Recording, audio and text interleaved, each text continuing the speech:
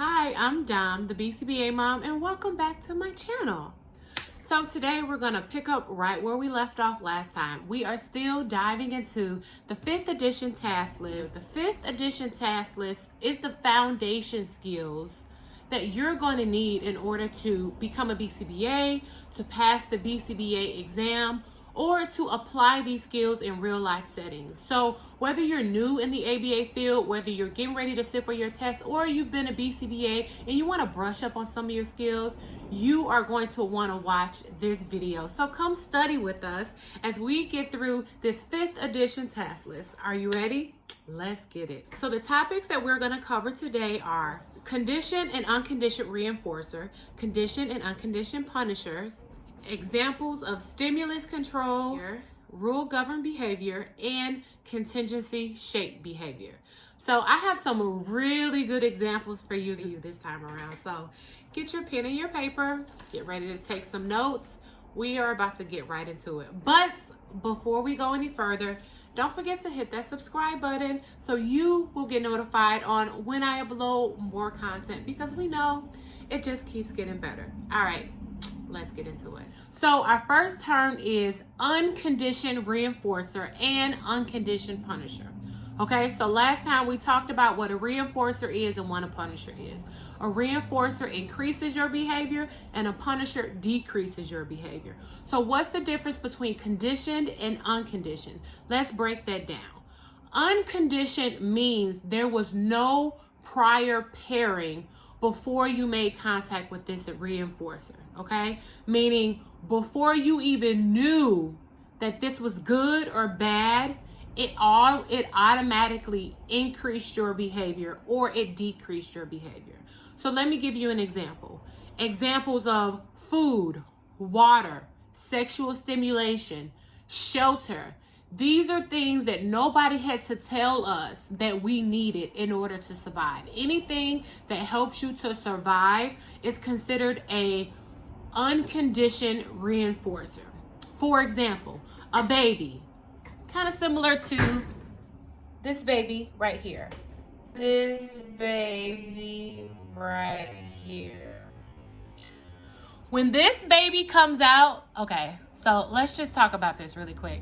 If you are wondering where I've been bodybuilding, okay? So I've been literally creating a body inside of this body, okay? And that's a whole nother video on how to be a BCBA when you are creating life, okay? It's a journey.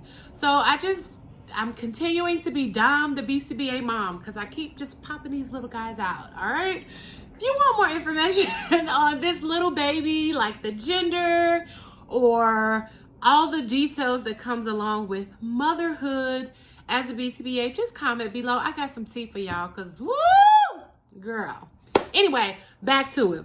Unconditioned reinforcer. When this baby comes out, the baby, as soon as the baby comes out, the baby is going to look for food. The baby is going to seek out opportunities to find food.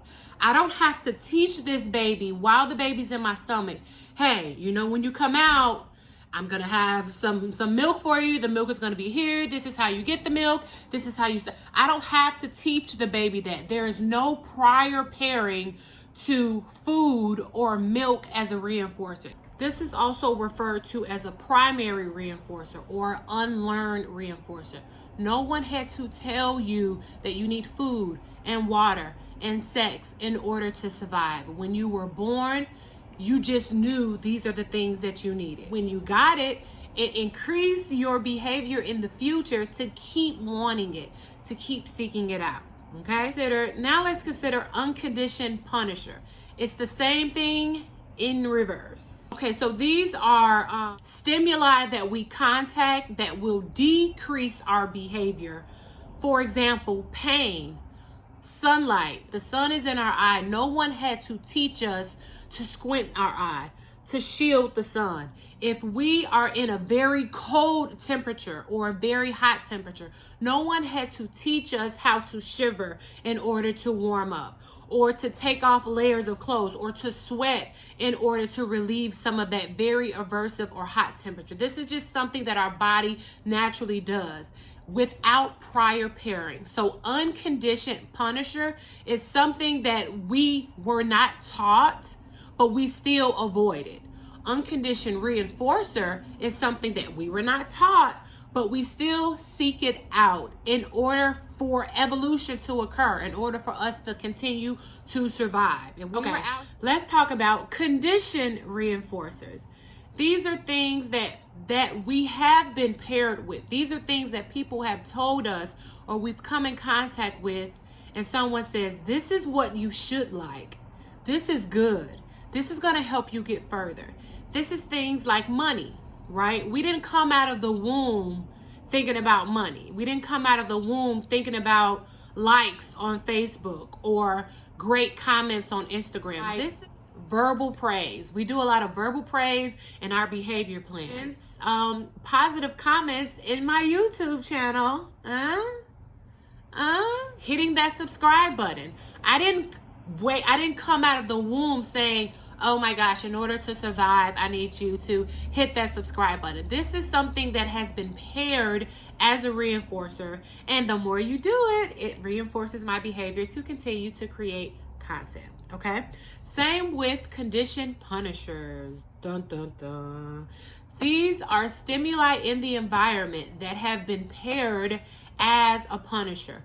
For example, not so nice comments in my inbox. Don't you do it. Don't even think about it. No, this is not the place for that. So not so nice comments in my inbox could serve as a punisher. If I get enough nasty comments in my inbox, I may stop posting altogether. So the thing about conditioned reinforcer and the conditioned punisher, their ability to change behavior is only contingent on the individual's learning history, contingent on who you are, where you've been in life, what you care about, and what you value. So let's talk about generalized reinforcers and generalized punishers. Generalized reinforcers and punishers are reinforcers and punishers that last over time, across settings, and with different people. Next, let's talk about stimulus control. Stimulus control occurs when a behavior occurs more frequently in the presence of a specific stimuli or a specific antecedent, okay? So we have a stimuli or antecedent, what happens before. This behavior almost always occurs next, immediately after. So let me give you an example. Personally, the behavior of opening an umbrella is under the stimulus control of rain falling on my hair, okay? If I feel rain falling on my hair, especially if I had me a nice fresh blowout, that the behavior of me opening up an umbrella is under the control of me feeling rain on my hair, okay? Another example that I am not so proud of, but I'm going to share it with you because I feel like it makes sense. My screaming behavior is under the stimulus control of me seeing a rat, okay? I know, a rat. So I have a huge phobia of rats.